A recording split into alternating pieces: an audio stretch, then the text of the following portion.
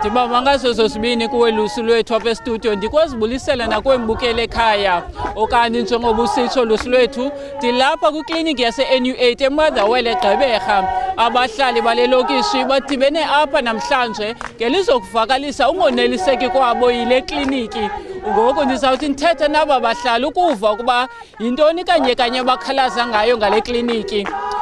Mama uVuyiswa Nyawo, siyakwamkela kwiindaba zeMpuma Kapa TV. Ndicela usixelele uba yintoni insusa yokuba nibe lapha namhlanje, sithini izikhalazo zenu kanye?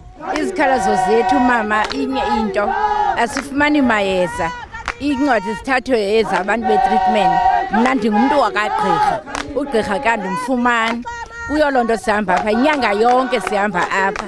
Into bangela into babonke abantu jongana ngamaqhekwazi ahlele emotweni, akakwazi unyamezele ema ngenyawo. Siyabulela ngokuza kwenu apha noba nisinike impumelelo erayithi ukuze siyive yonke into esikhalazelayo. Enkosi mama. Njengoba nikhalaza ke mama, ingaba nizamile uthetha nomphathi wekliniki nimxelele izikhalazo zenu? Umphathi wekliniki kumana kuthiwa uyeza masigoduke, uyeza akasigoduke engekafiki.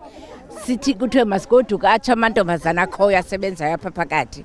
So ke ingxaki yethu yileyo uba simboni umphathi wekliniki. Enkosi ke mama.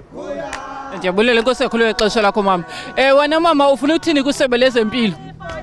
Mna ndikhalazela ikliniki yethu, inesi azisebenzi, zingasebenzi, sinenyanga sihleli apha singafumani mayeza. Balibe kusixelela uba inesi aziphangeli.